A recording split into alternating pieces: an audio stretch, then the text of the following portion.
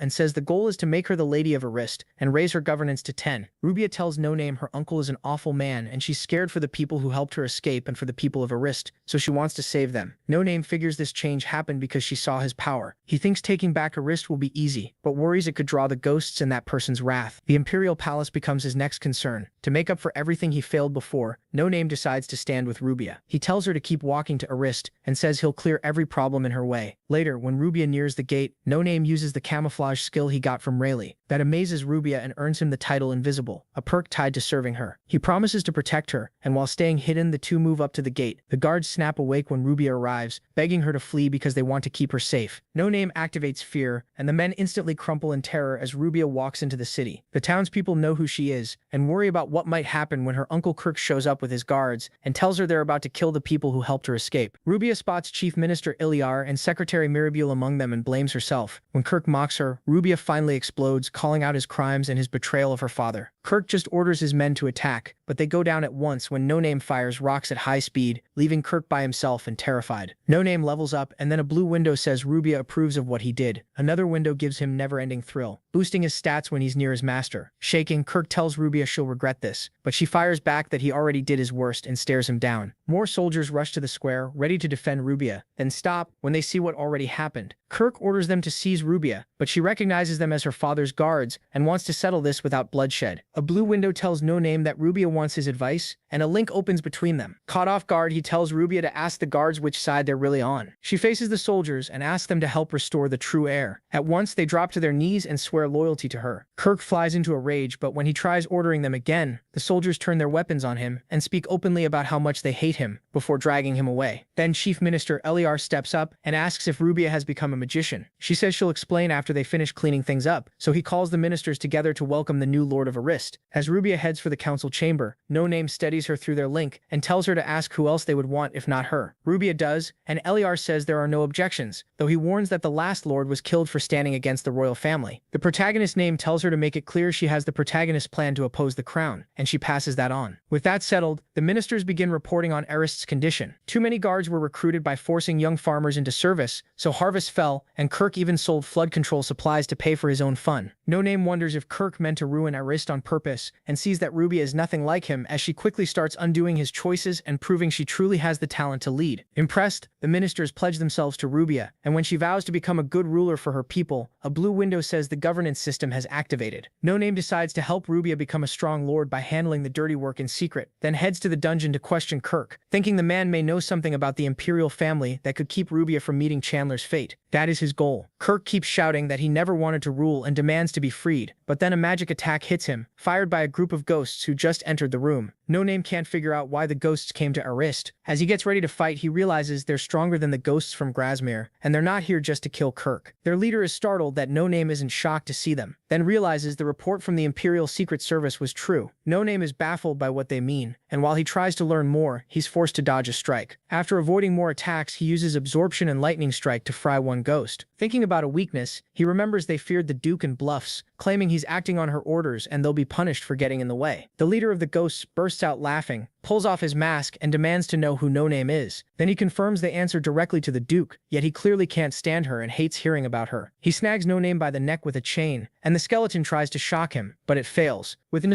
better option, he Name offers a trade, questions for answers. The leader doesn't trust him, so No Name decides to speak first, and reveals he knows about the coming attempt on the Emperor's life, which grabs the leader's full attention and makes him stop his men to hear more. No Name goes further, saying the Emperor is a fake, and Gills is the real killer. That makes the assassin wonder how this leaked, and he worries that Vaughn or the second swordsman may have been taken by the enemy. Feeling satisfied, the leader tells No Name to ask his question. The protagonist Name asks why someone this strong is stuck out in the countryside. The answer: orders from above. Director candidates must spend a year in Arist and remove anything suspicious without asking why. Then he gets ready to kill No Name, saying he'll use Ruby as a puppet until one of his men suggests she could just be replaced with worms. No Name understands the danger and tries to break free and escape, but he can't. The ghost manager lifts his spear and kills him. Back in the forest again, MC thinks over the choices he made and decides he died for nothing. A blue window then says Rubia's necromancy skill will rise because he has died for her more than once. He speaks to Rubia and tells her to head for a nearby cave using stealth to hide their trail while they avoid the mercenaries so they don't draw the ghost's attention. He knows the assassins won't leave Rubia alone and will swap her out with a worm if they get the chance. Since he can't guard her properly yet, staying away from Arist is the safest move. After lighting a fire in the cave with magic, Rubia asks if she really was the one who summoned him. Once he assures her, No Name wonders if he should take her to Gills, but drops the idea because he has no clue how she'd treat Rubia. She might even turn the girl into a living corpse for fun. Set on protecting Rubia, he next considers reaching out to Tropin and the TNT group around her, but thinks that could be worse because the guild is full of conflict, so he chooses Grasmere instead, planning to warn Chandler first and deal with Isaac again, then use the reward to help Rubia. Before leaving for Grasmere, he decides to stop by Ublam's blacksmith for armor. Rubia goes into Ublam's blacksmith and asks for armor, stepping inside to buy it while the innkeeper watches. She buys No Name's armor, and the blacksmith also gives her a dagger for protection, worried about what the guards might do if she stays too long. The guards arrive before she can leave, but No Name quietly knocks them out. Then while the blacksmith hides the bodies, he Name slips into the shop and takes Grasmere's flame, the flamethrower. Rubia needs somewhere to wear the armor, so she heads to the inn, but the innkeeper is stunned to see her still free after sending guards after her. He quickly leads her to a room where food is waiting. Everything is set. Once the door closes and Rubia is alone, No Name drops his stealth and appears beside her. He puts on the armor and tells her to rest. She agrees and starts eating. After only a few bites, she gets drowsy and collapses while No Name can't wake her. Downstairs, the innkeeper decides she must be asleep by now and leads two men upstairs so they can have their fun before handing her over to the Necron Society. No Name checks Rubia and confirms she's only asleep, so the food had been drugged. He curses himself for underestimating the innkeeper. Then he hears men forcing the door, and the moment the innkeeper reaches for the handle, No Name kicks the door open and charges into the hall, carrying Grasmere's flame. With Rubia still safe on the bed, the protagonist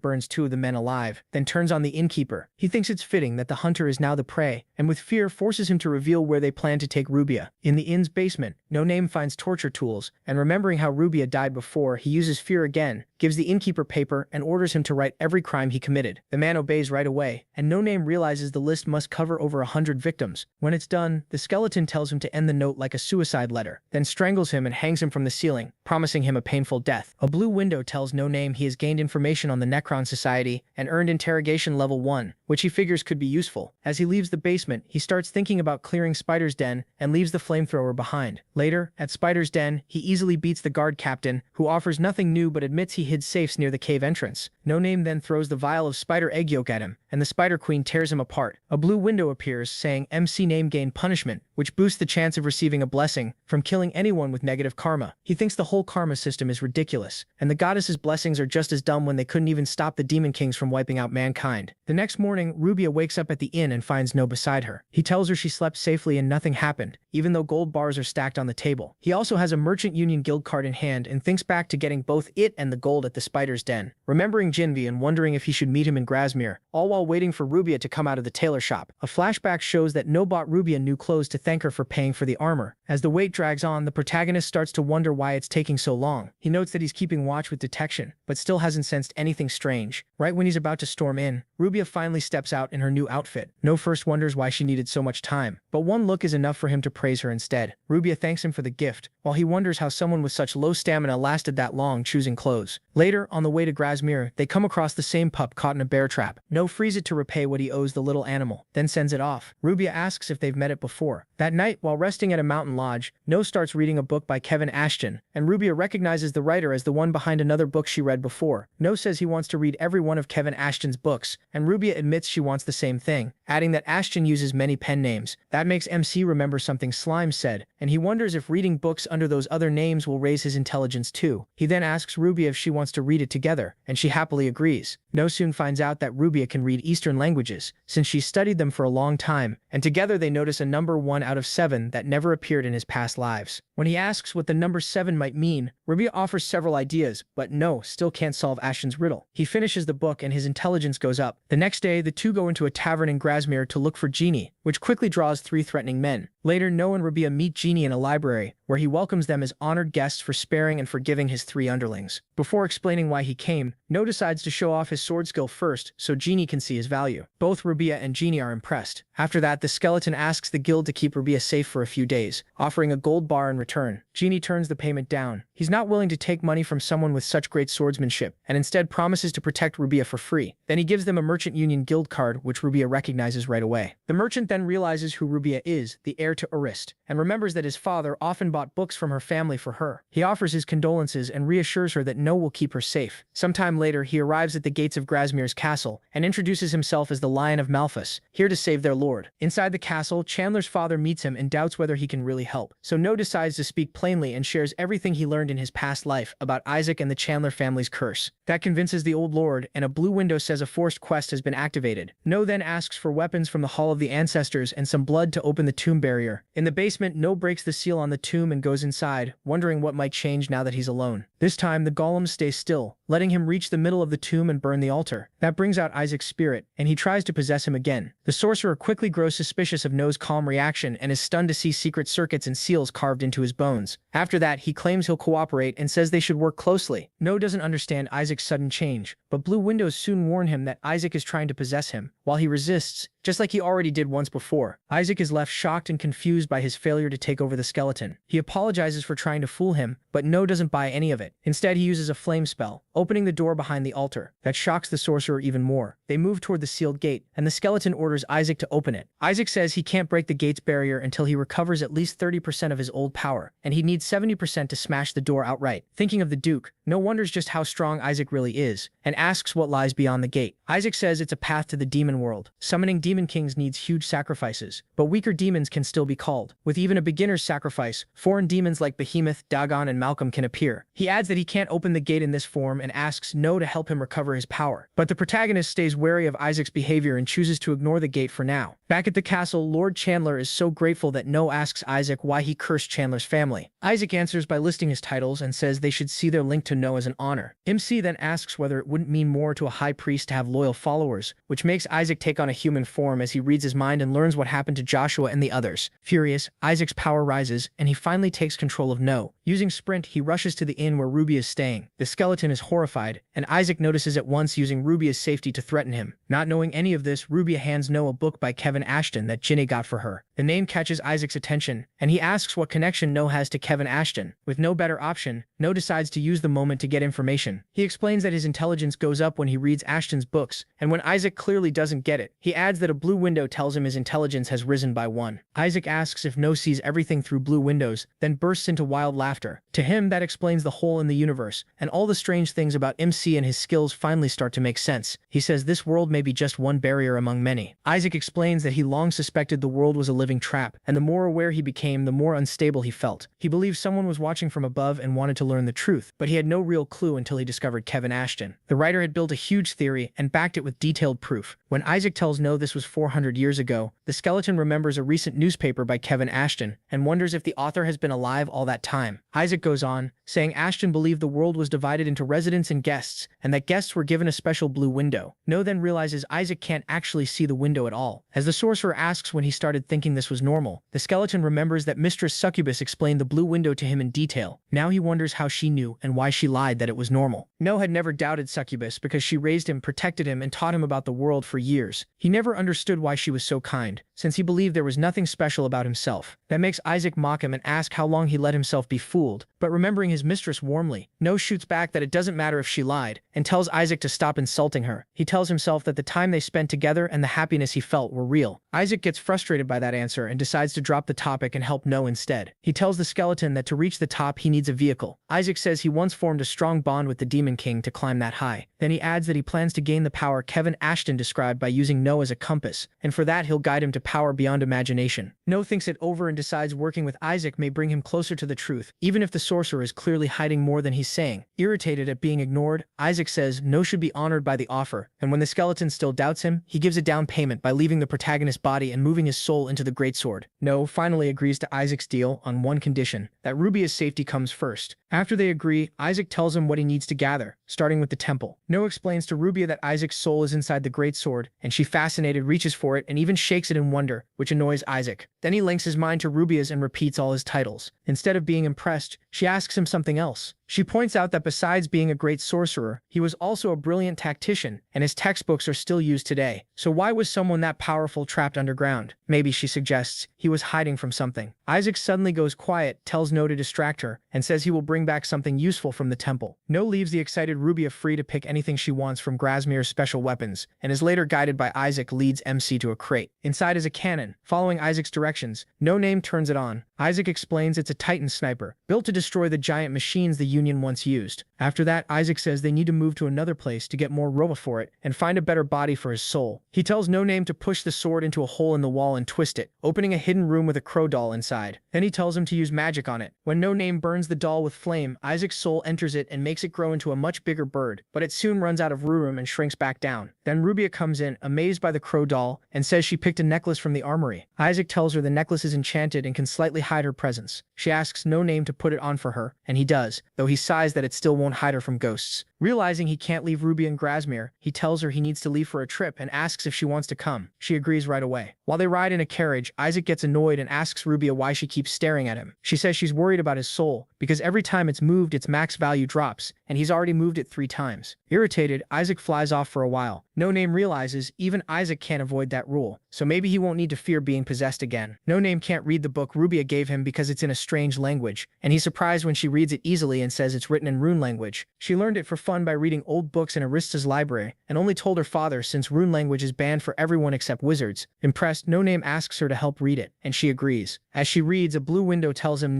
his assimilation rate has dropped to 72.14. Even with a headache, he tells her to keep going. She reads about Iron Titans, and how it's possible to form a kind of bond with them so the machines will lend their power. Then Isaac comes back and hears this. He explains that a Titan's bond depends on the soul's wavelength. If the wavelengths don't match, the Titan rejects its rider. In rare cases, it accepts someone with no training at all. That almost never happens. When the protagonist's name closes the book, a blue window says the servant system raised his intelligence by 3 and gave him magic engineering level 0. That makes him praise the system. When they arrive, No Name sends the carriage driver away, and the group heads toward Isaac's temple. Inside, Isaac is stunned by what happened to his followers, seeing that Rubia feels sorry for him and tries to comfort him. At Isaac's direction, No Name pulls a box of room vials from the wall, only to find every one of them empty. Isaac flies around in despair, and No Name wonders what happened to all the room. Isaac explains the box's seal was never broken, and an apostle's blood doesn't change, seep out, or evaporate. Hearing that, No Name wonders if the room in his own veins could last forever. He remembers it drying up when he fought ghosts and pushed his magic too far. Isaac says the liquid only decreases when it's used to transform the world. That makes No Name remember his circuits stayed intact after reincarnation, and he starts wondering what happened to the room he gave the TNT Guild. Then Isaac says the biggest supply of room is in the Imperial Palace, the source of the Imperial family's power. He says the first emperor killed the apostles and took their blood, but it's guarded so tightly it would cost 5 lives to steal. No Name sees that as a chance for the future. If he can move the apostles' blood away from the Empire, he might protect Rubia, but he knows he needs more power first. When asked about other places to look for room, Isaac says they might find some at Kevin Ashton's remains, and MC may also get clues from the blue window. Rubia looks shocked when she hears about the window, and as No Name starts explaining, she blurts out that she'd never met anyone but herself who could see the window. Both he, Name, and Isaac are stunned. Rubia remembers telling her father about the thing she saw in the window, only for him to say he couldn't see it and warn her to keep it secret so people wouldn't reject her. Back in the present, Rubia is relieved she's not alone, and Isaac is amazed to have found 2 window users after centuries of watching the human world through the Chandler family. He says he may finally get to see the hole in the universe by staying with them, and he's excited for it. When the group reaches a waterfall, Isaac says the ruins are below the cliff. As Rubia wonders how they'll get down, No Name grabs her and jumps, making her scream until they land. Isaac warns them not to relax because he can smell blood. Soon they find Kevin Ashton's ruins, surrounded by dead dark elves. Isaac says the ruins are a shrine to Larazir, the devil who hunts birds, and No Name points out Larazir as an enemy of Malphas, making him doubt there would be any room there. Isaac insists there is, and flies to a drop of the stuff hanging from the ceiling, growing larger as he drinks it. At the same time, the bodies in the shrine begin to move. As the undead dark elves close in, No Name asks Isaac if he tricked them again. Isaac denies it and warns that something else is controlling the corpses. No Name activates swordsmanship and cuts into the elves, remembering his fight with the undead Chandler. He uses absorption to shield Rubia from projectiles and tells Isaac to get her somewhere safe. The crow carries her to a column away from the fight. Then No Name uses sprint/absorption, acid, and blaze to wipe out the undead elves fast, leveling up before one last elf attacks. Isaac warns that the elf is wearing a pendant showing he's the top warrior among Larazir's followers, so he won't go down easily. The elf slams No Name across the hall and pins him down. But when Rubia worries about him, a blue window says the servant system boosted his power by 15. As the pressure eases, No Name uses absorption and swordsmanship to force the elf back and kill the dark elf. A blue window then says his absorption reached level 6. He absorbs the dead elf's essence, taking its skills, while Isaac warns that whatever controls the corpses is still watching. They search the room until they spot a childlike figure behind a fountain. It calls them nothing and steps forward. Isaac identifies it as a fragment of apostles. He says he hunted these things when he ruled the Southern Empire, but warns this one may be too strong for No Name. The creature starts growing larger, forming a tail, and then says it's enough to deal with the protagonist. No Name dodges its strike and hits back hard with sprint, blade energy, and acid, but only leaves a scratch. Then he sees the creature is bleeding Rurum and gets knocked away by its tail. As the fragment comes closer, it mocks him for being weak and tells him to make it bleed more before hitting him again. No Name uses absorption and slashes at its neck, barely cutting it. The moment it sees that wound, the fragment grows even bigger and more reptile-like, while a blue window says No Name's assimilation rate dropped to 70.9, and the output code has been recognized. MC Name gets ready to fight and calls the creature weak in a strange voice, then attacks again, thinking that every time he sees it, he is slowly being set free. He lands another blow, makes the monster bleed, and climbs onto its head for the finishing strike, saying it's only a fragment before chopping into it with huge force. The creature crashes down, bleeding from many wounds, still repeating that it wants to live. No Name orders Isaac to stop it from escaping. As the sorcerer holds its head in place, No Name kills it. Then Isaac asks how he pulled that off, and he says he only did what he remembered. Suddenly a red window appears, warning him to freeze the assimilation rate, fix this slave to the world, and erase a shroud of memory. The moment he sees it, No Name collapses. Rubia grips a dagger and wonders if he'll wake up after what they're about to do, but Isaac urges her to begin and not miss. She drives the dagger in, and sometime later, No Name wakes up screaming, completely confused. That makes Rubia and Isaac ask if he's okay. No Name can't figure out why he blacked out, saying it felt like a shock from something that had been holding him down in his mind. Isaac says waking him up took a lot, because he had to expand the protagonist's name's circuits with the fragments Rurum, while Rubia helped carve them and Isaac cast a spell so the apostle's blood could be absorbed and heal him faster. After boasting about it, Isaac tells No Name to test his new circuits with blade energy and mix it with several skills. MC quickly realizes there's zero strain from using that much magic. Then he asks why Isaac helped him at all, accusing him of planning something. Isaac shoots back that No Name impressed him against the fragment, so he decided he was worth spending all the apostle's blood on. Isaac then asks how he managed to beat the monster. No Name says it felt like something possessed him, and none of it felt real. He then absorbs the creature's silver essence and gains the skill to change jobs, letting him switch class from skeleton soldier to skeleton swordsman, knight, or another class. That makes him remember the web slinger's ruby from a past life and how it could change classes, so he decides to check the 3 options, noting that neither state the upsides and downsides of each one. But before he can pick a class, a red window says No Name doesn't have enough Rurum. He asks Isaac where else they can get some, and the sorcerer nearly yells at the question. He starts thinking he might be useless, but Rubia cuts in and says they should go to Daliak for information. She read that Lamplight Daliak is a temporary neutral zone shared by the intelligence agency and the assassins, so it should be a good place to find answers. Isaac warns that not just anyone can get in and they'll be chased out, but Rubia points out that a public lodging area was built over the last 300 years, so they decide to go. Right before leaving, No Name notices a flute. Something about it pulls at him, while Isaac complains that Ashton wrote so much about these ruins without leaving behind a single treasure. After that, the group heads for Daliak. When they arrive, No Name thinks about using Masquerade, but drops the idea. Since using Vacian's face there could backfire, they still get through the checkpoint without being noticed. Isaac then smugly admits he used an illusion on the guards, so No Name decides to be careful around him. The sorcerer tells him to stay sharp because a barrier here makes people too relaxed. Isaac says it only keeps people in line and that they should be fine while he's with them. Rubia laughs that the barrier was made to stop fights, yet strong people like Isaac can push through it without trouble. No Name agrees, thinking only the weak get tamed by that barrier and that he needs to learn how to grow stronger. When they reach the square, everyone is staring at No Name, and he has the protagonist idea why. They go to a tent to buy information, but a man says only one person can enter at a time, so MC goes in alone. Inside, someone behind a curtain asks if he's here to buy information. No Name asks where to find more Rurum, and the figure says that kind of information will be auctioned off to whoever pays the most. Him decides to talk it over with Isaac and hands over a bag of money. Before leaving, he asks if they know anything about Kevin Ashton, but the figure says no and tells him to leave. The answer feels odd, so the protagonist's name tries to dig deeper, but the figure tells him to drop it and adds a free warning. There's a wanted order out on him. That bonus info throws No Name off, since in this life he hasn't met that person's followers or the Imperial Palace. As he steps out of the tent, magic chains snap around him and someone pulls a bag over his head. He wakes up tied up in a room with masked guards around him. They ask if he belongs to the rich family known for illusion magic, which No Name finds really strange. He also feels like he's seen them before. Then the door opens and Reina walks in with a cold look. She grabs No Name by the throat. The moment he says her name, she demands to know how he knows it. A blue window tells MC the scenario is already complete and that a clear correction is being applied. When he checks Reina, he sees her stats have risen far beyond before, and that her status now marks her as TNT's 3rd general manager. No Name realizes this must be the change the window meant in the world line, and he wonders what kind of life Reina went through. Reina tells the hooded figures this is the one they wanted, especially since the prophet gave the exact date and time. From how close they are with Reina, No Name recognizes them as Tropin and Sharunian. Now he wonders what he did to make them hunt him down and treat him like a lich. Reina admits she can't explain why she feels she knows who he is, then asks the other two to leave them alone. She assures them she'll be fine because No Name is still tied up. Once they're gone, she faces him and asks if he'll stay quiet to the very end. No Name still doesn't understand why he was kidnapped. Reina pulls out a dagger and asks again how he knows her. No Name realizes she's not the Reina he once knew anymore, and wonders how he should deal with her now. He asks if knowing her name is really that serious, and says he doesn't even know what she wants from him. That only makes her angrier. She demands to know what he wants from her and why he keeps appearing in her dreams. No Name remembers Reina saying something like that once before, and realizes the world line may have changed, but pieces of their past lives could still remain as faint dreams. He starts wondering if everything will vanish as the world keeps changing, and he keeps dying. So deciding not to affect her anymore in this life, he pretends not to know anything. He says they caught the wrong person. He's an outsider to magic, so he couldn't be showing up in anyone's dreams, and he only knows Reina because she's famous. Reina then tells him to identify her companions, and when he does, they rush back into the room, admitting they had been listening in. Tropin takes off her mask, saying there's no point now, while Sharunian starts talking about tightening guild security. The founder wants the protagonist's name killed, but Reina says she first wants more answers. No Name asks to be untied, telling Reina to trust him because of her dreams. After hesitating, Reina agrees to free him, though MC Name is suspicious of the sudden shift. Even with her companions objecting, Rina insists they should let him go, brushing it off with a smile and saying she wouldn't lie to them. No Name is freed and even given back his weapons, leaving him wondering what Rina is planning. Later, back at the inn, Isaac complains that he took too long, and Rubia says they were worried. Not wanting to upset her, He Name hides the kidnapping and just explains that he couldn't get information on Ashton, and they'll need to go through an auction. Isaac says they should learn how much money the other bidders have and why they want the Rurum. Then he and Rubia plan to use a white rainbow that glows when the substance is gathered in one place to draw them out. No Name has no idea what they mean. Isaac mocks him for being slow, but Rubia breaks the plan down for him. She says she'll be the one spreading the rumor and pulling in the rivals, since she can mix in with humans easily. Rubia goes into a shop and compliments a wreath by the door and the owner who made it, then says she'd love to buy more things. While the owner is distracted, No Name and Isaac talk about how simple the plan looks, though MC worries Rubia could be in danger. Isaac jokes about running into the 4 great Imperial swordsmen, which only makes him more uneasy, but then adds they wouldn't come chasing just one girl. They've got much bigger problems to deal with. Meanwhile, Rubia starts spreading the white rainbow rumor and completely fools the shop owner. No Name is impressed, and Isaac admits he also used a spell to help everything go smoothly. Rubia keeps spreading the white rainbow story in different places all day. By night, they decide to rest a little and wait for the bidders to move. Then Rubia spots a child alone in the street and offers him a loaf of bread. Just as he's about to take it, Reina calls from above and warns that kindness without understanding helps no one. The protagonist Name wonders what the thief is doing there, and Isaac figures she's one of the competitors after the rumor. Rubia tells Rubia that if she gives the boy food, older kids will steal it, and that could push him into begging under even worse conditions. Rubia shoots back that those are just excuses people use, so they don't have to give up their own money. She says she doesn't know anything about the boy anyway. Then the kid stands up and hugs Rubia, who thanks him for calling them and says he earned Rubia's bread for tricking her. Rubia only smiles and gives it to him, happy he at least has some kind of work. Rubia then wonders if it's fate or a curse that she keeps meeting No Name like this. MC Name thinks it actually makes sense that Rubia is after the Rurum. Then she tells him there's zero point in spreading rumors anymore, because her side is going to win the auction, leaving everyone stunned before she leaves across the rooftops. Rubia wonders what kind of person Rina really is, while Isaac is happy the bait worked. As they think over what Rina's words meant, the sorcerer says the reason is obvious, but for now they need to visit the auction house and change their bid. No Name comes out of the auction tent after buying the information, even after lowering the price to 1 salen. Isaac jumps onto No Name's head and makes magic chains appear around a metal spike. He says it's a tracking tool someone planted on the protagonist's name earlier to follow whoever found the rumor. Realizing Rina put it there, MC asks why Isaac didn't warn him the moment he found it, but Isaac says if he had, No Name would have acted weird and exposed them. Rubia admits she knew too. Isaac then says he bought horses while he was getting the intel, and he ties the tracker to one of them to throw off anyone chasing them. The information says their destination is the Temple of Ymera, far beyond the western desert. While crossing the sands, Isaac tells Rubia the story of how this land became a desert. It was once the richest and most advanced place on the continent, until Ymera punished it and burned everything away with the power of sunlight. Then No Name spots a caravan coming through the dunes. Rubia speaks with the leader, and once they learn both sides are going to the Temple of Ymera, they agree to travel together. The merchant even offers to show her his goods. No Name doesn't trust the caravan, but Isaac says that even if they're hiding something, they're no threat to him, so they may as well use their knowledge of the desert. MC Name agrees, though he's still worried about the presence trailing them as Reina watches from a distance. Then the merchants ask No Name which house he belongs to. Later he says they were lucky to meet them, since they alone know the quickest road to the city, and they even offer some water. He Name picks up on how shady they are and thinks about moving first, but before he can draw his sword, a man on a dune shouts that they need to pay to cross his land. Isaac quickly tags them as bandits, and riders start rushing the caravan. No Name remembers this area was marked on the map he got, so he waits to see why. A burly man demands money from the caravan leader, and the leader nervously hands over the usual fee. The bandit wants more because of the extra travelers, but the caravan leader claims they aren't with him and can just vanish. He even says they can take Rubia. The bandit likes that deal and adds that he'll take No Name too. That makes Isaac laugh at how little he's worth. The bandit then tells Rubia they'll be nice to her if she comes quietly. Rubia looks shaken by that offer, and No Name reaches for his greatsword while Isaac excitedly shouts for a fight. Before he can move, a blade cuts through the air and takes off several heads, then returns cleanly to the figure standing in the dust. It's Reina. She dives into the bandits and carves straight through them, leaving slaughter behind as she rides on. Isaac is stunned, sure he removed the tracker, while No Name realizes why that presence felt familiar. Reina says they can talk after the bandits are dead, and when the men charge, the protagonist Name pulls out his sword and cuts them down with ease. He and Reina wipe out the bandits fast, and seeing that, their panicked leader orders the caravan leader to call the god. Reina spots him pulling a horn from his robe and urgently tells No Name to stop him, but he's too late. The moment the man blows the horn, the sand around them starts moving as a giant sandworm shifts below and bursts out. Rubia cries out in fear. Isaac barely reacts, and Reyna just stares in shock. A blue window tells No Name they've encountered the god of the desert, a special field boss born from the ashes of the ancient people burned by Ymera. The bandit leader cheers when it appears, but that confidence quickly turns to terror when the monster starts eating his own men too. He desperately screams at the caravan leader to control the worm, yelling that they'll all die if nothing is done, right before the monster lunges and swallows them. After eating both men, the worm rises up and slips back under the sand again. No Name asks if it's gone, but Reyna stays serious and says it's still moving underground. MC Name feels the tremors below him and uses detection, concentration, and trace to find where it is. Since its hiding skill is lower than his detection, he tracks it. Using sprint, he rushes to the spot and slashes into the sand, injuring the worm. Reyna and Rubia praise him, but Isaac only notes that the worm is still alive and fine. It tries to swallow No Name, but he jams his greatsword in its mouth to hold it open and barely hangs on. Seeing that, Rubia joins in, throwing a hook into the creature's mouth and pulling it wider. Once free, No Name uses sword skills, acid and lightning for the finishing hit, and the servant system boosts his skill proficiency by 30. Then with dash and a sword skill, he slices the worm apart in one strike, and a blue window confirms the kill. Everyone stares in shock at what they just saw, while another blue window tells No Name he earned 1,936 merit points, raising his store access to normal and warning that apprentice protection is now gone. Thinking back on all the times he died, he figures he wasn't feeling very protected anyway and wonders what changed. Another blue window opens with a percent-based purchase system and an inventory full of blurry items. It says the longer he waits to use his buying power, the better the reward. No Name realizes that killing monsters raises that buying power, and hitting set milestones unlocks more rewards. Knowing how long the higher levels would take, he thinks about picking a lower tier item instead. Then the window starts fading away, beginning with the last option, so he has to choose fast. With no time left, he picks 100, and a blue window says the store won't open until he reaches that buying power and that the items will be labeled anti-world. The protagonist Name has the protagonist idea what that means and wonders if aiming for the top was a mistake, but decides it's too late to take it back. Meanwhile, Reyna holds the caravan leader at sword point as he begs for mercy. Smiling, she says she'll let chance decide with a coin toss, promising to spare him if it lands on the number side. Then she bends the coin in her fingers before handing it over, making that result impossible, and happily cuts off his head. Reyna then tells No Name to stay out of it, and he asks how she followed them without the tracker. She admits that Tropin and Charunian went after the tracker, while Reyna came to warn them about the danger on the desert road. After seeing how he fought, she says he clearly didn't need the warning, though she was worried about Rubia. Reyna explains there are several dungeons in the west because the Emperor has been stirring up monsters and sending them into chaos. She adds that the horn the caravan leader used once belonged to Ymera's priest-craftsman, Gratium the Grey Cardinal, and he was likely forced to give it to a rookie user so the Emperor would have an excuse to gather an army to fight the monsters. She says this is really a setup to attack the Freedom Alliance from the west, with Vachian von Leandro sent to handle the Basilisk in the northwest and other missions. No Name thanks her, and she turns down payment after looting the caravan herself. She praises his fight against the worm, says she should trust her dreams more, and gets ready to leave. Isaac snaps MC Name back to focus, and Reyna tells him to move. They have a better way to get Murmur. Before leaving, she tosses him a new pendant and says to bring it to the capital if he wants to see her again. No Name notices the difference from the old pendant, and a blue window shows its new effects. While crossing the desert, Isaac warns them about the danger of the TNT plan, whatever that is, and No Name asks if he knew Tropin 300 years ago. Isaac says the only place to get a lot of Murmur is the Imperial Palace, and suggests contacting Tropin because she knows about the Apostles. He also says he can't sneak into the palace until he gets his full power back, and to do that he has to break the curses from the three goddesses. Those curses were put on him because he used their temple as a place for fun and pleasure, using each goddess's blessing to keep the party going. Isaac gets angry when No Name judges him, and when Rubia asks if those curses will be a problem once they reach the temple, he just says he has his methods, though getting inside won't be easy. At last they reach the edge of Ymera's temple. As they get near, Isaac tells them the temple is past the hill. Then he flies up and demands entry, but the ground shakes and a voice calling itself Wedulus declares it must destroy all impurities. The hill turns out to be a giant turtle, and a blue window tells No Name it's rank S, stronger than anything he's fought before. No Name yells for Isaac to handle the turtle, but Isaac says if he wants to live he has to shout that he'll play the quiz game. With no time left and the turtle about to attack, the protagonist Name yells that he'll play. Wedulus stops at once, his eyes lighting up with joy at getting a quiz partner again. He explains he's been bound to Ymera ever since losing a quiz to a human, since she stopped playing with him. He's been bored and now makes visiting humans play win and enter the temple, lose and die. The turtle says No Name wins by getting 2 right in a row, but dies if he misses 2 straight. MC Name can barely handle the first question, even though the turtle says it's easy. But just as he starts fearing for his life, Rubia steps in and answers correctly. Wedulus gets mad at Rubia for breaking the rules and warns her not to do it again, then offers the girl the chance to take No Name's place. She accepts without hesitation, and starts answering every question the turtle asks. No Name watches in complete surprise, while Modulus grows more more and more thrilled playing with Rubia, and No Name thinks they oddly match well. Tearing up with happiness, the turtle says only Rubia may enter the temple and receive Ymera's blessing, but Rubia asks if her friends can come too. That answer crushes him, and Modulus turns furious. Upset that Rubia refuses to enter alone, he decides to force her inside no matter what. Using his presence, he pins down both Rubia and the protagonist. A blue window tells the protagonist some resistance is possible, and he can break free. He grabs Rubia and tries to run, but the turtle attacks and stops him cold before warning. He'll destroy everything if they keep angering him. Isaac then uses magic to put the monster to sleep and strikes its stomach, successfully knocking the turtle out and revealing he'd been setting this up during the quiz. Then they spot the temple next to the flipped-over turtle. Inside, they find all kinds of torture tools. Rubia says she'd heard Ymera's followers punish themselves for their sins before their goddess. No Name says they should hurry and take the murmur, which is probably inside the statue. Isaac stops them, warning the floor will collapse if they touch it, and instead leads them to where the turtle's tail used to be to get the goods. Following Isaac's lead, No Name moves a boulder aside and finds a hidden path. They head deeper inside and reach a room packed with treasure. Isaac says it was left as penance, and taking it is fine as long as the fee was already paid. He also says there won't be any murmur here, since no one would give that up as penance. Rubia asks if they woke the turtle just for jewels. Isaac says people would kill for treasure like this, and MC Name grabs him by the throat, threatening to kill him. Isaac tells him to go ahead, but reminds him they're out of time. The spell he cast on Wadalus was only temporary. He has no idea when the turtle will wake up, which worries everyone. When they leave the tunnel, Isaac explains that Ymera's statue runs on the apostle's blood. Just as Name moves to break the statue, Isaac flies to its head and starts gouging out the eyes. Black smoke pours from it, and a blue window tells No Name about its power. Then a red window warns that Isaac has been cursed. The crow tears out Ymera's eyes, and the statue starts crying murmur. He lands and says he's fine before telling No Name to gather it. The moment the protagonist's name touches the blood, a blue window says Rubia sees him as a mystery, and his mystery level goes up. While Isaac asks what he's seeing, another blue window says he needs more murmur to change jobs. Then several windows appear, listing the pros and cons of becoming a swordsman, a knight, or a hunter. He looks over each option and thinks the knight's protection skill would help him guard Rubia. But when he picks that class, a red window says he still needs more murmur to switch, leaving him frustrated. Isaac notices and asks what happened. He's stunned when No Name just says they may need to rob the Imperial family. In the Imperial capital, Tropin holds a TNT meeting about stealing the Imperial family's murmur. As the team reviews the plan, Rena listens from a distance, distracted. Her dreams grow clearer every day, and she starts to wonder if giving No Name the pendant was the right move. Tropin notices and walks over, but Rena brushes it off and joins the talk as they go over who should take part in the mission. They expect heavy resistance, including ghosts and maybe the Duke. Rena says they should send a small team of top experts, but another member points out they don't have enough elite people. Thinking No Name would fit perfectly, she starts to bring him up despite Tropin's doubts, saying he's probably already on his way to the capital, and right then the group reaches the city gates. Isaac casts a spell on the guards, so they enter the capital without trouble. While they're walking through the street, a kid stares at Isaac and offers 4 lati to buy him. The group is baffled, but Isaac says the child is a pure werewolf, and even he can't scare him off. He warns No Name that trying to force him away would end badly. MC Name briefly thinks about selling Isaac, then decides to bluff instead, and sadly turns the offer down. The werewolf kid doesn't give up and says he wants No Name as a gift for a girl. Rubia shuts him down for being rude, and the kid quickly backs off. Isaac comments that the stronger a werewolf is, the worse he is around women. Then the kid says a skeleton like this should serve the best necromancer. No Name instantly thinks of Gillet, and the kid confirms it. He asks if he's part of Red Flake too, and the kid transforms, ready to fight so he won't be exposed. Isaac blasts No Name for asking that, but the protagonist's name stays calm and claims he's an undercover agent working for Gillet. The werewolf is shocked, so MC Name lists the 5 Dullahan corpses that guard the necromancer, and even mentions the Starlight Blue Fox. That instantly makes the kid change back and beg forgiveness for the mix-up, pleading with No Name to say only good things about him. Boldov, to Gillet. He shoves over 4 loti as a bribe and runs off. Rubia laughs it off, but Isaac is surprised he knows so much about someone as dangerous as Gillet, and starts to suspect he's hiding something. No Name wonders how much longer he can keep his reincarnation secret, especially since he can't fully trust Isaac. Trying to change the subject, he asks about the sons of Linder. Isaac refuses to answer, and the protagonist's name gets angry, but Rubia steps in and says the sons are the strongest dragons. Isaac adds that nothing like that existed 400 years ago, so they may just be made up. Remembering Gillet's last words, No Name wonders if she is trying to wake dragon bones, and thinks he'll ask her next time they meet. When he says they should find somewhere to rest, Isaac points out that every inn in the city needs a formal introduction. Rubia knows how that works but can't use her family name, so she takes them into a jewelry shop called Garnet Wing. Later, Rubia enjoys the rich comforts of the inn, while No Name thinks how crazy it is that they got a luxury room for free, and even another merchant union guild card. Earlier that night, the clerk at Garnet Wing tells Rubia to leave, saying they only serve select customers and the goods there are too expensive for her. Rubia just smiles, grabs Isaac, and makes him cough up a pile of gold and rare jewels stolen from the Temple of Ymera, leaving the clerk speechless. Then she says they came to handle a few things. A while later, Blackberry, the store manager, manager apologizes for the staff and offers Rubia tea. Rubia accepts, agrees to the deal for selling the jewels, and the manager gives her a large discount in her own name, plus free lodging while she's in the capital. When Rubia asks why, Blackberry says she likes keeping valuable people close and watching them, and the jewels proved Rubia's worth. She then introduces herself as part of the merchant union and hands over a guild card. Once outside, Rubia says she's amazed they got that far, while Isaac says she just got lucky, still upset about losing his jewels. Then a well-dressed girl walks up and shyly offers Rubia an invitation to her tea party, saying she wants to be friends after what she saw at the store. Introducing herself as a renge, she asks Rubia to think about it. Rubia tries to turn her down, but the girl keeps insisting for a moment before rushing off, and Isaac jokes with No Name about their new friend. Later at the inn, MC asks Rubia if she'll go to the tea party. When she doesn't answer, Isaac scolds him, Name for not realizing she doesn't have a dress, and says he'll buy one for her. Just as No Name starts to reassure Rubia about what she's wearing, someone knocks and tells the stunned group that the clothes he ordered have arrived. A little later, Rubia tries the dress on and warmly thanks a confused No Name for buying it. Then, a valet gives the protagonist Name a letter, saying the outfit was a gift from Blackberry, and Isaac says he should just pretend it was from him. No Name then remembers Jinne acting a lot like that jeweler, and wonders what happens when he collects 5 guild cards. Rubia puts the dress away and says she loved it. It made her feel like the days when her father was still alive, but now she's a fugitive, and says the rags she has are enough. No Name remembers that Rubia never got to live the life she deserved in any of his past lives. He tells her she doesn't need to worry about her identity, and promises to find a way. After that, he leaves holding Rena's pendant. No Name enters a tavern, and a worker leads him to the basement to meet Rena. On the way down, he thinks about how to ask her for fake papers for Rubia, but when he steps inside, Rena simply says he came for the job and is a little late, leaving the skeleton stunned. He asks if her memories are back. Rena says she only suspected it before, but his reaction proves those dreams were real memories. She explains that every time the dreams came, they grew clearer, and she could tell it wasn't magic, because those old bonds and feelings couldn't be faked that way, so she chose to accept her past lives. She says she's still herself, sure this wasn't a spell, and says No Name proved it by finding the inn without directions, like he'd been there before. Since there's no point denying it, No Name asks how she lived this life. Rena tells him that she met Tropin as a child, and grew up in TNT instead of slime. In this life, the headmaster knows her as someone hard to handle. As Name thinks about how much the timeline changed, Rena says they should get to the point. She pulls out a blank page, pours a potion on it, revealing a forbidden pledge, and demands a vow before she'll say more. Once No Name signs it, the magic binds him, and Rena starts laying out the plan. She says the underground passage under the inn leads to the Imperial Palace, and they found out the Imperial family will use it to move the Murmur in a week. Their plan is to ambush it. They've prepared sleeping gas for the guards, plus explosives to flood the tunnel and make the Apostles' blood float to the meeting point. Rena explains that No Name's job is to hold up the convoy. Even though he doubts he can do it, he asks who will be guarding the cargo. Rena says it'll be protected by Behagus of Insight, who can see through disguises if he's registered someone beforehand, and the mage Aloe Heath, who specializes in fire. No Name goes tense when he hears assassins and ghost magic will be part of the job. That news puts him on guard, because he has never beaten them before, and knows he'll lose if they're as strong as they were in Erist. He asks if that girl will be there too, but Rena says Duke Lawrence Tardier is nowhere near the capital, so none of the 4 swordsmen will ride with the convoy. 3 of them will stay outside instead. That eases No Name a bit, especially with TNT backing them up and Rena's pendant giving advance warning. Then Rena surprises him by pulling out fake IDs for him and Rubia to use in the capital. The protagonist Name stares at them, shocked he didn't even have to ask, and Rena shrugs it off. Then he mentions that Rubia can attend the tea party with those papers. Rena instantly snaps and demands the IDs back, accusing him of caring more about that than the mission. Confused, No Name tries to explain what he meant. Back at the inn, Rubia happily says MC must be fixing the identity problem. Isaac, clearly annoyed, warns her not to expect much from him. At the Aringe Sena Ivet family tea party, a group of noble women gossip about how much effort went into it just to show the family's power. A red-headed girl mocks the Aringe Sena Ivet family for falling on hard times, and the others agree. Then Sena Iringe Sena Ivet arrives. She apologizes for being late and introduces Rubia as Countess Grittier. Nearby, No Name hides close enough to step in if needed. He remembers Isaac refusing to get mixed up in this after he signed Rena's contract. Isaac had already guessed the guild's plan and worried about it, especially since the Imperial family seemed way too careless with the Rurum. So he chose to tour the capital and left Rubia in No Name's care. At the party, Senna sets the seating and tells the servants to bring one more chair. The red-headed noble takes the seat to Senna's right, but Senna flatly says it's reserved for Rubia instead. Rubia nervously tries to refuse, but Senna insists and says the redhead, Reed Baron, sat there by mistake. She points Reed to the plain, worn chair the servants just brought. No Name can tell the mood has turned ugly. Still, Rubia takes her seat, and Senna cheerfully dares anyone to question the arrangement. The other girls praise her choice, while Reed silently swears she'll find Senna's weakness and make her pay. After thinking it over, Rubia quietly tells Lady Arenge, Senna Ivich she'll play along with this awkward game if she's allowed into the family's famous library. Their huge collection is said to hold nearly every kind of book, including several history volumes written by Kevin Ashton. Rubia settles into the tea party and chats happily with the noble women about dresses, while Reed just watches with contempt. Then one girl asks Rubia what kind of person she likes, and No Name pays close attention. Rubia starts to stammer, but Reed pushes harder, hinting she must be ashamed of her taste. Still, Rubia steadies herself and says she doesn't care if he's not human. What matters is that he protects her, shares a bond with her, and makes her world brighter. The others start guessing what kind of creature she means, until Reed coldly says it might be a demon and reminds everyone that's forbidden. She storms out, smashing her teacup on the way. Senna tells Rubia to ignore her and orders the broken cup burned. Later, while they walk through the estate, Senna apologizes for using her. The Arenge Senna Ivot family is respected across the nation, but without famous mages or knights, they can't let their pride collapse. They've been pushing back against the rising calls for war, and that brought pressure from other lords and the imperial family. Things got so bad they had to sell a family treasure at the jewelry shop where she met Rubia. Reed Baron's family, on the other hand, supports the war. Her father is a well-known inquisitor who wants to spread the imperial religion into Amber and the Freedom Union, so Senna used Rubia to show the Arenge Senna Valfon family still wouldn't bow. After that, Senna takes Rubia to the family library, and Rubia asks for books by Kevin Ashton, making No Name realize she's searching for his sake. Senna says they have plenty of his books and sends them to Rubia's room. Later, he Name and Rubia look over all 20 books. To him, this is a huge chance, and he thanks Rubia for making it happen. But before they start reading, No Name activates detection and tells her they have visitors. Reed Baron walks in with 2 knights at her side, and she comes with a proposal. Claiming the tea party insult wasn't her choice, she offers Rubia a deal: side with her family, and testify against the Arenge Senna Valfon family, and she'll be spared the fallout from today. No Name worries Rubia might be targeted for murder, just like her father and Chandler, but Rubia turns her down without hesitation. She says she doesn't want gains like that. Insulted, Reed orders the knights to seize Rubia. No Name gets ready to jump in, but before he can move, the knights are slammed into the wall. Reed Baron stares in horror at them, then at Rubia, who simply signals No Name to head back with her. Once they're alone, the protagonist Name asks what just happened. When Rubia hints she already knew, he checks her stats and sees every number has gone up. She even gained the stat sharing perk, letting her use 10% of his highest stat, his strength, which is 93. Rubia says she'd never seen the numbers move like that before. She thought it came from traveling with No Name and assumed he would understand. MC then realizes he hasn't checked his own status since starting over, and decides he needs to raise his stats if he wants to protect Rubia later. After that, he starts reading the first volume of the National History Compilation Encyclopedia written by Kevin Ashton. The book blames the Arenge Senna Valfon family for the fall of the Ashton family, but No Name notices parts of it don't add up, and his status window never appears. By the last book, he figures out they're all fake Ashton works. Rubia apologizes, but No Name says they may still help someday. While he thinks about the link between Ashton and the Arenge Senna Valfon family, Reyna climbs in through the window and says the transport was moved up. They need to get ready now. No Name feels uneasy and wishes Isaac were there, though he's relieved Reyna's pendant isn't reacting. Reyna says she'll take Rubia to the TNT headquarters to keep her safe, pointing out how important she is to No Name. Feeling useless and in the way, Rubia shyly steps up and gives him a handkerchief, like people once did for knights going off to battle. He thanks her, and Rubia says she'll wait for him to come back. Reyna cuts in at once, saying he is not going to die and they need to move. As Reyna and No Name race across the rooftops, he thinks about changing jobs if the mission works. That would give him better traits and bring him closer to clearing Rubia's scenario, the one where she becomes the Lady of Arist, and maybe even helps uncover one of the world's secrets. Inside the passage, Imperial Knights carry the Rurum chest under ghost escort. Some complain about the assignment, but Aloheath reminds them how important it is, and Behegas agrees. The two talk about the Knights' poor discipline and the coming war, until a sound makes everyone freeze. No Name steps into the corridor, dragging his sword behind him. Behegas doesn't recognize him, since he was never registered. And just as he starts asking how No Name found their route, the skeleton lifts his blade and uses a sword skill. Behegas orders the soldiers to attack, but He Name strikes so fast the man barely avoids it. While No Name keeps the convoy busy, Rubia and one of Reyna's allies watch from above, waiting for the bomb. The man praises the protagonist's Name for holding off the ghost so well. He says he'd like to fight the skeleton himself, and asks what kind of bond he has with Reyna. Rubia jokes that it's something left over from a past life. Then she remembers how easily No Name agreed to the plan. Realizing he trusted her enough to jump right in, she decides to thank him once this is all over. Down below, Aloheath complains they are wasting time on one enemy, then notices the knights starting to drop from the sleeping gas. Since it doesn't affect him, he moves to help Behegas, but Reyna coldly says it's too late and starts counting down. When she reaches 0, the bomb explodes, blowing apart the floor and dropping everyone except No Name into the level below, while Reyna snatches him back with her chain. Below, Aloheath runs into Tropin and gets ready to attack. but she takes him out at once with her advanced weapon. When the others reach her, Tropin praises them for pulling it off. No Name is amazed the plan worked this smoothly, and Tropin says the credit goes to Rina. Just as they prepare to leave, No Name spots a tear in reality, opening up. Everyone freezes as the Black Knight steps out of it. Facing that monster, MC wonders why it's here, and even Rina, stunned, admits she has no information on it. Behegish Name shouts for everyone to run, but Tropin holds her ground and tells the rest to get out. She rushes the knight, but it catches her rifle by the barrel and yanks her close. Then its head opens into a huge maw, and it bites off Tropin's head, rurum pouring from the wound. Rina's ally Stiglitz answers with his Dark Knight's silver fist, landing a hit and slamming 4 heads with it, only to be split in half by the knight's sword. No Name tells the frozen Rina to run while he buys time, but she refuses to leave and says she'll die there with her comrades. So he grabs her by the waist, throws her away, and charges. He charges the Black Knight with his greatsword. The knight marks No Name as a target, but the slash goes straight through and barely does anything. Seeing that, the protagonist's Name stops holding back and triggers his sword skills, Blaze, Acid, and Lightning. But the knight lifts into the air before the hit lands and calls down a rain of swords from the rift. They pass through No Name so he isn't hurt at all, but they're flying right at Rina. The knight says MC Name clearly didn't know what he was talking about, and drags him into the rift. No Name looks around, confused to find himself in a bizarre dimension, with he clue what just happened. When he finds Rina's body, he gently closes her eyes and picks her up, blaming himself for not saving her. Elsewhere, Lawrence gets ready while one of her men reports a possible spy among the nobles. Irritated, she tells Baron to handle it before complaining about all the people against them, and asking when they can get his birthday party ready. Still trapped in the rift, No Name holds Rina's body and thinks the pendant was right, because even though everyone else died, he came out untouched. He sees the bodies from the corridor and starts absorbing their essence and skills, including Aloheath's and Stiglitz's, though he notices the absorption rate is dropping. When he takes in Tropin's essence, several windows appear to list the new skills he got, including mastery over her weapon, Reaper Sickle. But when he tries to claim it, a blue window says his magic engineering level is too low, so he can't use it. That leaves him with no choice but to abandon it. Then he looks for the Rurum chest, can't find it, and starts wondering what the knight has to do with the Imperial family and what this failed heist means for the TNT Guild. Worried about Rubia, since she was under the guild's protection, he starts searching for a way out of the rift. Then he's stunned when Rina's pendant starts to fall apart. A moment later, his whole outfit breaks down too, including Rubia's handkerchief. After that, Rina's corpse and all the others vanish, leaving him completely alone. When he notices his Rurum circuits are still fine, he uses Fiery Fist and starts pounding the barrier. Later, he mixes it with Lightning, wildly attacking in every direction to escape. It does nothing except raise his stats, and he loses all sense of time as he keeps launching attack after attack, desperate to get back to Rubia. At last, the barrier cracks and breaks apart. While he wonders if his skills finally did it, Isaac appears through the opening and lands on his arm, telling him to move. Once they step out into a forest, No Name notices Isaac's grim look. The crow just says it took a lot to get him out. He explains they're in the eastern mountains, because the barrier drifts around at random. The protagonist's Name asks how long he was gone, where Rubia is, and whether the Imperial family did something. After a heavy pause, Isaac answers them one by one. First, No Name has been gone for 2 years. In a courtroom 2 years earlier, Baron's father gives his sentence on Rubia, naming her crimes as insulting a noble woman, threatening her with unnatural strength, working with traitors, and worshipping and dealing with the devil. He says she deserves death, but at the wizard's request, the injured girl is locked away in the Tower of Azura instead. As she's taken there in a cage, Isaac casts a spell on the soldiers escorting her, and says time is short. Rubia tells him she'll survive, but she's worried about No Name. Since none of the group's bodies were found, she believes he's still alive somewhere, and asks Isaac to find him. Back in the present, Isaac says the knight sounds like a titan, but the size doesn't match, which makes it suspicious. He also points out how strong that barrier had to be to trap No Name and send him so far from the capital. MC Name realizes so much time has passed that Gillis and Chandler are probably dead, and the war must already be underway. Then he asks where Rubia is now, and Isaac grimly asks if he truly wants the answer. He explains that every TNT base in the capital was raided, and most of the members were killed. The Abbott family was also wiped out for treason after passing information from inside the Imperial Palace to the Guild. Then he says Rubia was taken north to Pale Azura's Tower of Wizards, an institute in Boa Wood known as the Winter Fortress. She's being held there for study after being accused of demon worship and using unnatural strength. That makes No Name realize Baron must have testified against her. Isaac adds that the Imperial Wizards experiment on anything unusual, so Rubia will probably stay alive for at least 10 years, but he can't promise she'll still be the same Rubia. By then, hearing that, No Name screams in frustration at how weak he is, and swears he'll rescue Rubia. Isaac then admits he had to choose whether to save her or save him, because either choice would expose him to the Imperial family. He says his power has limits right now, since he spent all the room he had stored to break the barrier. Saving Rubia would have left No Name trapped forever. The protagonist's Name still thinks Isaac chose wrong and should have saved Rubia instead. Still, he can't really blame him. He never revealed that he could reincarnate and try again if he had to, because he still didn't fully trust the sorcerer. Isaac tells him to give up because he can't take on the Tower of Wizards. When No Name refuses, Isaac says the wizards there are beyond anything he's faced, and are masters of defense. He compares fighting them to fighting space space and causality itself, making the point that it would be hopeless. MC Name only says he needs to get stronger. When Isaac asks how, No Name explains how the blue window lets him level up and absorb skills. Isaac says nobody grows like that, it's an insane advantage, and asks if he really thinks he can save Rubia. When No Name says yes, Isaac says he knows a way to boost his power, attack both the Imperial Legions and the Alliance. Soon after, a Freedom Alliance force marches through the foggy forest. The power armor soldiers talk about the fog and what it might mean. Then they spot No Name, assume he's an Imperial scout, and rush to surround him. But they slow down when they realize something isn't right. A lone skeleton stands among dead Imperial knights, holding a sword, and turns to face them. Earlier, No Name drew a symbol on the ground as Isaac instructed. Isaac explained it would turn the area into an altar for Malphus, and that offering the blood of the dead to the Demon King would make him stronger. Remembering Persian's followers, he listens as Isaac says Malphus will trade power for the offering. No Name asks what Malphus wants in return. Isaac claims it only wants the human blood given to it, then adds that demon worship is banned because it's too powerful. He says if the protagonist's name helps the demon lord grow stronger, this might be solved faster, with Malphus possibly even bringing Rubia to him. No Name remembers the demon lords rise in 8 years and are defeated 10 years later. He wonders if helping Malphus now could change that future. Still thinking it's the quickest way to save Rubia, he agrees to make a pact with the Demon King. Back in the present, No Name stands over the dead Freedom Alliance soldiers, noting that the slaughter raised his stats. Isaac warns him it won't stay this easy, and points out that power armor runs on Rutum, while Titans hold even more. Then he lands on No Name's head and tells him to begin the ritual. Zamsi is pulled into the mindscape, where he speaks with Isaac, now in human form, who reaches out his hand and takes him flying while telling him to offer all his kills to Malphus. Once he does, a blue window appears with a new skill and says the Demon King is pleased, and his affinity with Malphus has climbed to 10, giving him darkness and charm privileges. Back outside, No Name looks down at the burnt-out Isaac on the ground. The sorcerer says he's leaving and congratulates him on the contract, saying he's gotten power back in his body, as he laughs wildly. No Name checks the effects of his new darkness privilege and tests it on a sword. The blade fills with dark energy and slices through armor with ease. He notices it doesn't drain his own energy, like someone else is handling the power for him. That's when he understands what a Demon King contract feels like. He remembers he never had a chance like this when he served under Demon King Baal, then moves on to test charm to see what it does. The moment he tries it, Isaac is charmed, and No Name shuts it off at once in shock. Isaac quickly claims it was just a joke. He then points out that he gained even more power than expected, and he sees Isaac got much stronger too. That makes him wonder if Isaac received some of the power for acting as the middleman, so they decide to keep using this method and profit from the war. Isaac then says the next battle may not happen soon, since the Empire is focusing on Amber instead. Right then, Persian's followers show up. The monsters accuse them of stealing their altar offerings. No Name looks at Isaac, and the crow admits this was originally Persian's altar because his followers planned to profit from the war too. He even praises himself for turning it into a shrine for Malphus. That little trick worked perfectly. The protagonist's name finds Isaac exhausting and remembers Persian's followers from his past life. Glad Slime isn't with them. Just as he starts doubting he'll make it out, Isaac makes fun of him and tells him to try his best before flying off. As the creatures rush him, No Name activates darkness and cuts them down with ease. All of them, while Isaac shouts that he can do whatever he wants now. Standing over Persian's followers, No Name is struck by how much easier this is than their first meeting. When one of them lunges at him, he puts it down fast and uses fear to force out the location of the deer, Patrick. From that, he learns Persian's altar was destroyed by the Imperial family after the failed Rurum heist, weakening them. Their base was shattered, so the deer had to search the battlefields by himself, trying to rebuild the altar and recover their power. The creature adds that Slime left the cult because the war was too cruel. It also says the werewolf Brody Baldov had gone off to handle his own business alone. Then the creature suddenly lunges at No Name, and he has no choice but to stab it through. Isaac praises how cold he is and tells him to absorb its essence. No Name notices the skill is getting harder to use as his abilities keep growing. Then a blue window says he's now an epic skill holder and essence absorption reached level 3. Now he can pull more essence from battlefield corpses, even ones that were too weak before. After picking up armor and gear from the field, Isaac suggests they stay quiet for 2 weeks so they don't draw attention. No Name hates losing more time, but he gives in and decides to look for someone else nearby during those 2 weeks. So he starts wandering around, making strange noises while Isaac watches in disgust. He's remembering what the goblins said about Mudcash and the secret password needed to find him. No Name is after Mudcash's magic pouch, a bag that can hold endless gold. Even Isaac admits an item like that would be incredibly useful. Still, he says true infinite space can't exist, so the part about endless coins is probably fake. The sorcerer admits he once tried and failed to make infinite space, but says the search may still be worth it. That makes No Name think the item really is valuable, so he keeps looking. While repeating the password, he hears footsteps coming closer. He activates running and follows the sound until he comes face to face with Brody Baldoff, who's there to avenge his pack. No Name fights Brody in the woods, just barely avoiding his blows and finding his good chance to strike. He wonders why Brody showed up and curses himself for shouting that useless password and giving away his position. When he uses sword thrust, he misreads the the distance because he's gotten used to fighting with a greatsword. Brody knocks No Name's weapon away and slams him to the ground, but the skeleton gets force shield up just in time. Then he uses stealth and manages to disappear. As he thinks about what to do next, Isaac shows up and pecks his helmet, scolding him for not using Malphas's power on the werewolf. No Name is scared to use it, knowing the Demon King may be watching, but he finally activates Darkness, Fiery Fist, and Lightning to throw out one huge blow that forces the werewolf back into human form. Brody says he regrets not keeping his promise to Kira and gets ready to die. Instead, No Name asks if he knows Lumen Baldov. That makes Brody desperately ask where he heard that name, offering anything before he dies. No Name starts to think Lumen might be Brody's son, and since the werewolf reminds him of himself, he tells Brody about meeting Lumen and about Rubia's situation, offering to learn more about Lumen if Brody helps him. Brody agrees while Isaac mocks them from above. The werewolf comments on Isaac's rotten energy and strength, and the crow fires back. Then Isaac tells Brody to break his contract with Person, since Demon Kings can see through their followers' eyes. Brody says the contract can't be broken, but Isaac replies that it can be overwritten with a new one and does exactly that. As the new contract is sealed, Brody coughs up blood and a blue window tells No Name Malphas is pleased to have a new contractor, along with the bonuses that come with it. Isaac explains that this contract is weaker than No Name's. Then a red window warns that he has earned Person's wrath and revenge will come later. The protagonist Name wonders why that message appeared now, and realizes he'll need to be careful. Brody asks MC how he can help. No Name figures it's too soon to strike Azura's tower, so he asks for everything Brody knows about the war. Brody says the front lines are stuck in a deadlock while both armies destroy civilian towns. He adds that Person's followers have been killing humans too, getting ready for the Demon King's arrival, but humans have done an even better job killing each other. No Name remembers the war dragging on for 10 years with neither side gaining much, ending in a costly Imperial win that was then used by the Demon Kings to descend on the world. Brody also says the Imperial army still hasn't been forced to send out Azura's mages, so No Name decides to create that pressure and clear out the tower. Elsewhere, an Alliance soldier reports that the 7th and 8th Imperial companies were wiped out and the Pilna's front has fallen, making a woman realize someone is helping the Freedom Alliance. At an Alliance meeting, a man studies photos of the Iron Men No Name killed and explains their metal armor was sliced clean through. The others note that the Four Swordsmen are all deployed at Amber, so the attack must have been done by a swordmaster and a mage working together. When someone asks if God is helping them, the woman says it's more likely the devil and thinks she'll gladly walk beside him. A brigadier general storms in and calls her Senator Karen Krexel, furious when she ignores him. He demands to know why the military chief was arrested without asking him first. She answers by throwing papers in his face and says the man was arrested for poor leadership and stealing funds because she feared he might cover it up. The brigadier general argues that this isn't the time for that and says he spent years training the man, but Karen Krexel coldly says she'll accept the cost. Then she orders him removed and keeps the meeting going. When a subordinate asks what they should do next, Karen Krexel says they won't report the attack to the main army. Instead, they'll keep advancing and look for more destroyed enemy forces. She also orders them to make sure all of it can be claimed as their achievement, while the brigadier general listens from outside. Later, in her tent, Karen Krexel meets with her aide and bodyguard Louis Claude. They talk about the brigadier general and Karen's standing in the army, and she says her influence comes from being part of the Krexel family, while Louis earned his place by himself. Louis remembers she hired him right after he left the orphanage, and Karen Krexel teases him before getting serious. She needs power of her own inside the family, or her brothers will eclipse her. Then she tells Louis to find the unknown attacker and bring him to her side to lock in her position. Elsewhere, the brigadier general leads a squad of Iron Men through dead Imperial soldiers, swearing he'll steal Karen's results. Nearby, Isaac figures the Alliance will contact them soon, so they should decide what to ask in return for killing Imperial soldiers. A moment later, the brigadier general attacks No Name, hoping a kill will turn things back in his favor. If the name kills him with ease using darkness, and the rest of the Iron Men rush him together as a cloaked figure watches nearby. A blue window says his privilege level has increased, and after No Name wipes out the Iron Men, Isaac demands a dying soldier explain why they attacked. The cloaked figure slips up to the protagonist's name without being noticed and says he came to make a deal, insisting he means harmless. No Name says he can't trust someone hiding their presence, so Louis pulls off his cloak and introduces himself. Both He-Name and Isaac are impressed by how well the cloak hides its user, and the sorcerer identifies it as a copy of an old legacy item, whose crafting methods were thought lost and would take huge skill and effort to reproduce. Isaac tells No Name to hear Louis out, and the man explains that the Iron Men serve Krexel family members who oppose Karen Krexel. He says the senator wants an alliance with the protagonist and is willing to support his goals. MC Name steps away with Isaac and meets Brody, telling him they'll work with the alliance, which annoys the sorcerer when No Name asks the werewolf what he thinks. Escorted by Louis, he and Isaac reach the alliance camp. On the way to Karen's tent, Isaac complains about the terrible state of the army and starts talking about how to fix it. Senator Karen Krexel welcomes them warmly and asks for his terms, offering support against the Empire. Caught off guard by how direct she is, No Name asks if she isn't afraid he might kill her. Louis is furious, but she only says fate doesn't hold that ending for her. Destiny is on her side. No Name appraises her, and a blue window says the minimum conditions for her scenario aren't met, so it can't begin. He remembers the same thing happened when he met Gilaut Rai, and only a few people he'd met ever triggered a scenario window. Even Isaac didn't get one. Curious about Karen's scenario, the sorcerer calls her cheeky, and No Name asks how much rurum she has ready. When he learns Karen Crexall can only gather 2 bottles, he demands the rurum taken from the future capture of the Imperial City, thinking the Alliance may regret agreeing to that and worrying he could meet the Dark Knight again. Isaac warns him through telepathy that he's not finished and must repeat his next words exactly to get what he wants as fast as possible. So No Name tells Karen Crexall to give him full command of her army, promising to stay in the shadows while she takes all the credit. Louis nearly explodes, but she calms him and agrees to No Name's demand, curious what he plans to do with an army, and telling him to show her true warfare. At an Imperial camp, an officer shouts in rage after 2 straight months of defeats against the Alliance, "Lord Reed, Baron." Reed tells him to calm down, but the man keeps going, saying the enemy hit their supply depot. When